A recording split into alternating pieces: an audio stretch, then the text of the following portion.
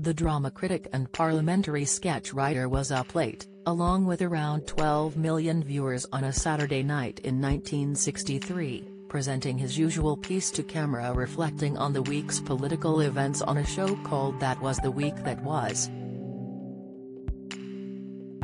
Just as Levine's slot, appropriately called invective, got underway, an audience member honed menacingly into the sidelines of the camera.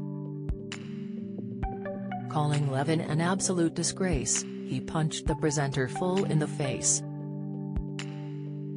Getting back on his feet, Levine, with preternatural calm, sat back on his stool and asked the stunned audience, "Could we concentrate on non-violence, you and I?"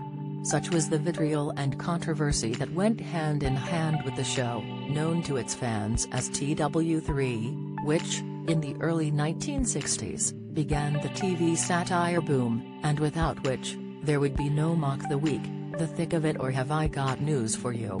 You have to remember what British television was like before TW3 arrived, recalls Millicent Martin, now 88, the tropical song vocalist who opened each show. You had ITV who showed music hall numbers and things like that, and then the BBC who would show the news and educational programs about agriculture. We came from an entirely new space and people didn't know what to make of us, especially within the BBC. I remember being in the lift going up to the studio before the first show and an old executive was in it with me. Rather than saying good luck, he said, "We've always got some old films we can show instead if this new thing of yours doesn't work out." That was the week that was, which debuted on the BBC. There was only one Beeb channel at that time. 60 years ago this week was the program that MPs and prime ministers were terrified of, established celebrities were wary of and its fans could not get enough of. From a channel whose previous attempts at satire were, according to screenwriter Dennis Potter, as harmless as a punch from a broken-down flyweight, this new show won initial rave reviews for what was considered to be new and absolutely shocking levels of leg-pulling and merciless teasing of those in power. Hosted by David Frost, the writer's room for TW3 was a treasure chest of post-war creative talent with luminaries including John Cleese, Keith Waterhouse, Willie Rushton, John Bird, Ned Sheeran and even Sir John Betjeman contributing to the sketches and monologues that lampooned everything from American segregationists to the Church of England to nuclear weapons.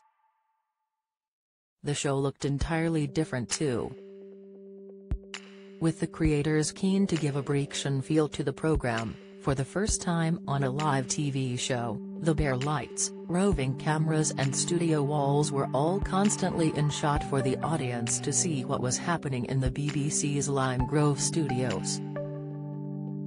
Then occupying number 10, Harold Macmillan was, surprisingly, broadly supportive of the program, as he and members of his cabinet were mocked live on air. The PM himself is said to have written that, "It is a good thing to be laughed over.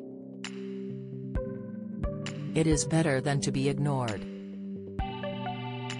As for Millicent, now living in California and still working as an actor, most recently in the Netflix show Grace and Frankie, her memories of the show are of a program infused with the white heat of creativity and no small amount of chaos.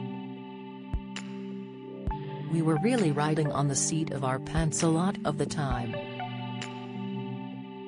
I only got the scripts to the tropical songs on the morning of the show.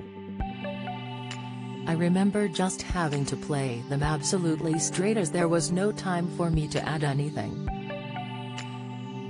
The satire songs were always beautifully written but there was no way I could use an auto cue. They were so slow back then that it never could have kept up with how fast I had to sing." Martin, one of the last surviving cast members of TW3, has lived in Los Angeles for the past 45 years with her husband Mark but still has clear memories of her time on a show that burned brightly for its first season run in 1962 but, according to the critics, had faded by the time the second series began in the autumn of 1963. Complaints by viewers about the increasingly scabrous content grew, and upper management at the BBC were becoming increasingly wary of the show's content. Director General Hugh Green began to demand cuts to some of the riskier jokes. The resignation of Macmillan to be replaced by Alec Douglas-Home and an imminent general election in the spring of 1964 gave the BBC bosses the excuse they needed to cancel TW3. "I think the BBC got asked to take it off and they complied," recalls Millicent. "I don't remember being angry when it was cancelled. I was just really sad." Reduced from an hour to 50 minutes running time for the second series, a radical reworking of one episode was required to report on the assassination of JFK. The usual satire was replaced by a serious 20-minute tribute to the late president which, although dutifully somber, was regarded by journalist Paul Foote as being sickeningly sycophantic. TW3 wouldn't go entirely gently into the good night. At the end of the final episode on December 28, 1963, Willie Rushton appeared on screen, ostensibly to turn out the studio lights before uttering, "That was the week that was, it's over, let it go." The DG, Director General Hugh Green, is a fleabag. He couldn't run a bus. Millicent Martin believes that, regardless of the era, the Prime Minister or the issues of the day, there's always room for taking authority figures down a peg or two. "I'd like to think that a show that was as shocking to people as we were would be allowed to air today. But people have lost their sense of humor in so many ways these days. So I have to admit I'm a bit skeptical."